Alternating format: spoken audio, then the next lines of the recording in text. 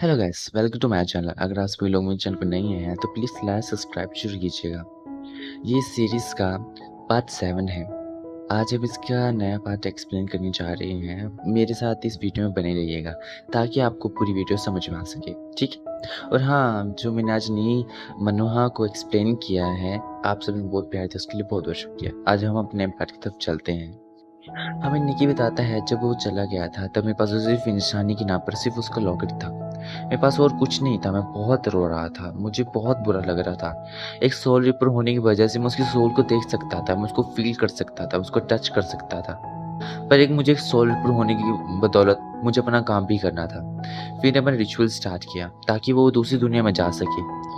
फिर उसने मुझे एक लास्ट हक दिया। मैं बहुत रो रहा था, वो भी रो रहा था। मुझे बहुत बुरा लग रहा था। मुझे पता नहीं, बहुत ज़्यादा ही बुरा लगा। उसकी सोल देखते ही देखते मेरी आँखों के सामने आसमान में डिसिपेयर हो गई।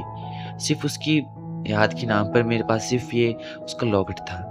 तब से मैं बीमार भी रहता हूँ, क्योंकि मेरी उस समय आधी ताकत ख़त्म हो गई थी। रिकवर होने मुझे बहुत समय लगा था। मुझे बहुत चीज़ों को फ़ेस करना पड़ा, इसलिए मैं कभी इंसानों को ट्रस्ट नहीं कर पाया। इसी वजह टाइगर भी ऐसा ही है, वो कभी इंसानों को भी ट्रस्ट नहीं करता। मैंने और टाइगर ने बहुत कुछ फ़ेस किया है।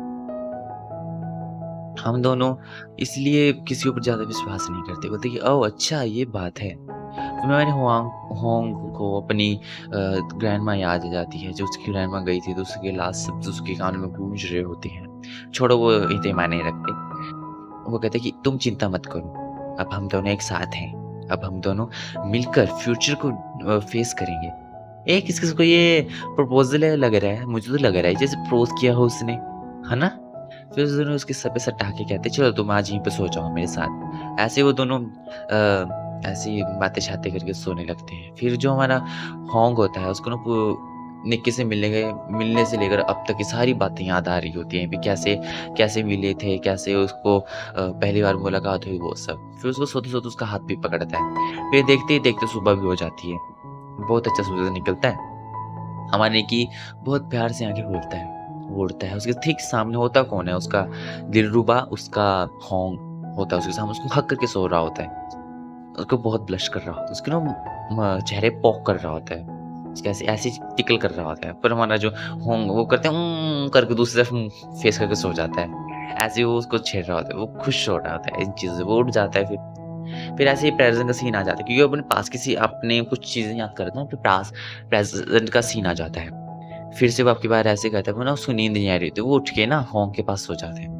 जैसे ही लेटता है ना तो वो कहता है, नींद नहीं आ रही क्या तुझे? यहाँ पर आ गया। वो शर्माने लगता है, वो शर्मा जाती है। वो कहती है, नहीं-नहीं ऐसी बात नहीं है। फिर उसकी तरफ हाथ बढ़ा के उसे अपनी तरफ हग करके कहते हैं कि ठीक है, कोई बात नहीं। तुम अच्छे से सो जाओ, तुम्हारा अच्छे से सोना ज़रूरी है। ठीक है, सो जाओ। बोलता है कि अच्छी नींद सोना होगा। बोलता है कि तुम भी अच्छी से नींद सोना देखी। ऐसे कह के वो दोनों एक-दूसरे की बाहों में ही सो जाते हैं। फिर ऐसे ही सुबह हो जाती है। निकी बहुत क्यूट लग रहा होता है। होंग कहता है कि ये कितना क्यूट है। और इसी के साथ हमारा जो आज का चैप्टर है यहीं पे खत्म हो जाता है। अगर आप सभी को ये चैप्टर अच्छा लगा तो लाइक, सब्सक्राइब और कमेंट ज़रूर कीजिएगा। आप सभी ने मुझे इतना प्यार दिया उसके लिए बहुत-बहुत शुक्रिया। ठीक है? अगर